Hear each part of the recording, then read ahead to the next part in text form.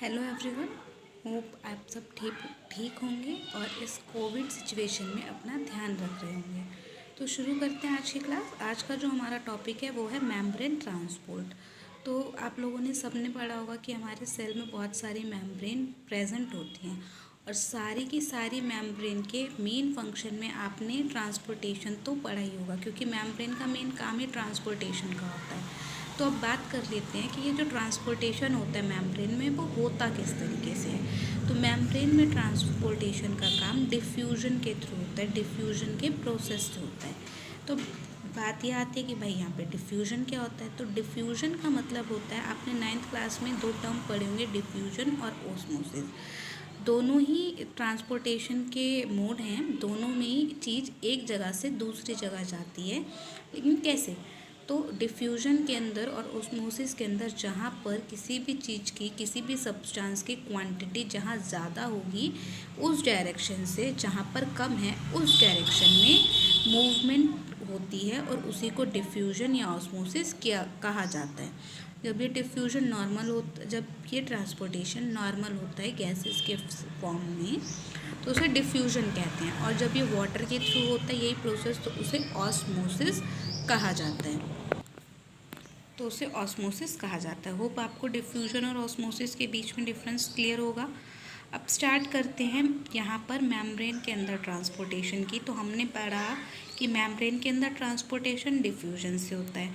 तो बात करते हैं कि यहाँ पर डिफ्यूजन होता कितने तरीके का है। एक मेम्ब्रेन 3 तरीके से डिफ्यूजन करती है। एक होता है passive diffusion, next is facilitated diffusion and third one is active diffusion.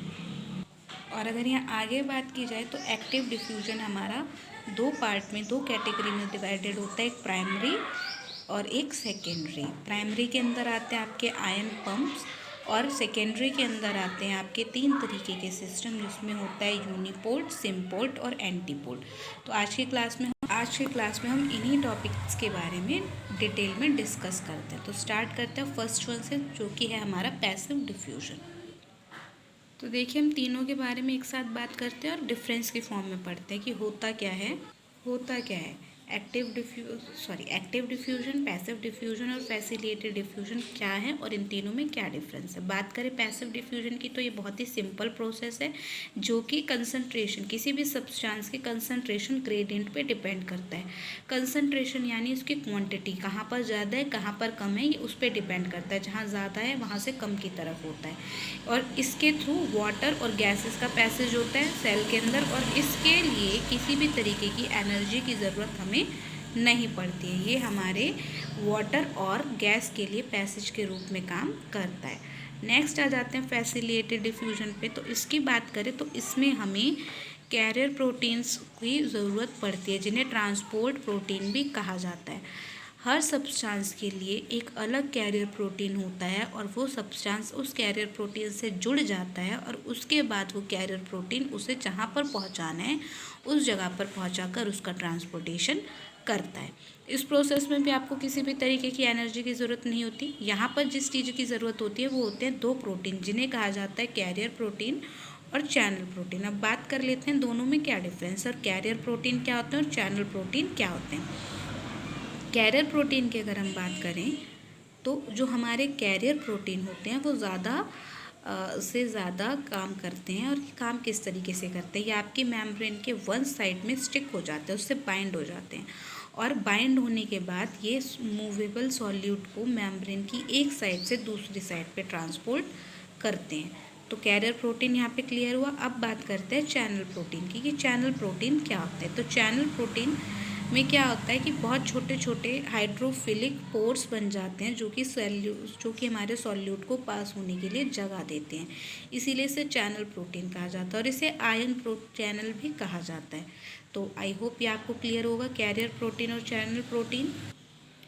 इसके बाद नेक्स्ट आता है हमारा एक्टिव डिफ्यूजन। एक्टिव डिफ्यूजन की अगर बात करें तो एक्टिव डिफ्यूजन जो होता है हमारा अगेंस्ट द कंसंट्रेशन ग्रेडियंट होता है। अगेंस्ट द कंसंट्रेशन ग्रेडियंट का मतलब है कि जिस तरफ क्वांटिटी ज़्यादा होगी उधर से कम की तरफ हमारा हमेशा नॉर्मल आपकी डायरेक्शन रहती है ट्रांसपोर्टेशन में, लेकिन इस केस में उल्टा होगा। कम से ज़्यादा की तरफ होगा। अब क्योंकि ये उल्टी डायरेक्शन में होता है इसलिए यहाँ पर हमें एनर्जी की ज़रूरत पड़ती है, और ये दो तरीके से होता है। एक होता है हमारा एक्टिव, तो हम बात कर रहे थे कि ये अगेंस्ट द ग्रेडियंट होता है इसलिए इसमें एनर्जी की ज़रूरत पड़ती है। और ये एनर्जी इसको कहाँ से मिलती है? ये एनर्जी इसको मेटाबॉलिक जो एनर्जी हमारी बॉडी में रिलीज़ हो रही होती है उसकी सप्लाई पे ये प्रोसेस डिपेंड करता है। अब इसके अंदर दो तरीके के वो होते हैं, एक होता है प्राइमरी एक्टिव ट्रांसपोर्ट और एक होता है secondary active transport. Primary active transport की अगर हम बात करें तो इस सिस्टम में आपके आयन पंप्स आते हैं, जिसके अंदर आपने बेस्ट एग्जांपल जो आपने कॉमनली सुना होगा वो होता है आपका सोडियम पोटेशियम पंप। अब आ जाते हैं हम सेकेंडरी पे। तो सेकेंडरी की अगर हम बात करें तो सेकेंडरी में तीन तरीके के ट्रांसपोर्ट सिस्टम होते हैं। पहला यूनिपोर्ट, दूसरा सिम्पोर्ट और नेक्स्ट होता है हमारा एंटीपोर्ट। यूनिपोर्ट जिसमें एक मॉलिक्यूल का ट्रांसपोर्टेशन होता है और सेम डायरेक्शन में होता है जहाँ पर आपकी मेम्ब्रेन है वहाँ पर। सिम्पोर्ट में दो मॉलिक्यूल ट्रांसपोर्ट होते हैं और दोनों के दोनों ही सेम डायरेक्शन में ट्रांसपोर्ट हो रहे होते हैं। जबकि एंटीपोर्ट में आपका जो भी आपके दो मॉलिक्यूल ट्रांसपोर्ट हो रहे होते हैं वो दोनों के दोनों ही आपके अपोजिट डायरेक्शन में होते हैं। तो आई होप आज की क्लास आपको क्लियर होगी। एक बार दोबारा पढ़ लेते हैं कि क्या होता है। आज हमने पढ़ा मेम्ब्रेन ट्रांसपोर्ट के बारे में। मेम्ब्रेन ट्रांसपोर्ट तीन तरीके का होता है, पैसिव डिफ्यूजन, फैसिलिटेटेड डिफ्यूजन और एक्टिव डिफ्यूजन।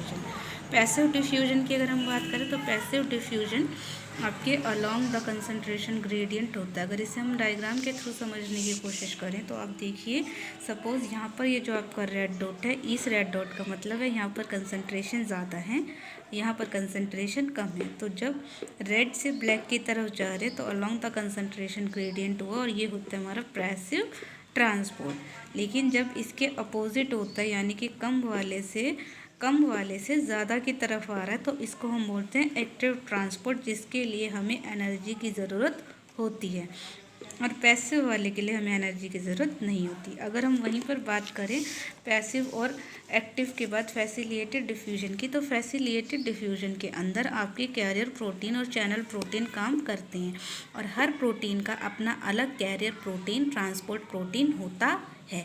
अब अगर हम बात करें यूनिपोर्ट, सिम्पोर्ट और एंटीपोर्ट की, तो इसे भी डायग्राम से समझते हैं। तो देखिए,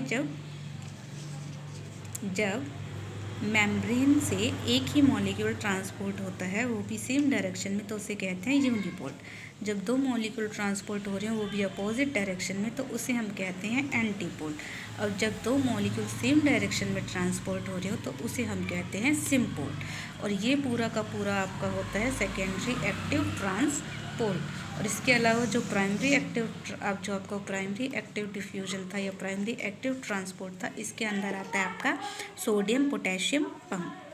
आई होप यहाँ पर आपको membrane transport, passive diffusion, facilitated diffusion, active diffusion, uniport, symport, antiport सब के सब क्लियर होंगे। अगर कोई डाउट हो तो आप मुझसे पूछ सकते हैं। आई होप ये वीडियो आपको क्लियर होगा। Thank you.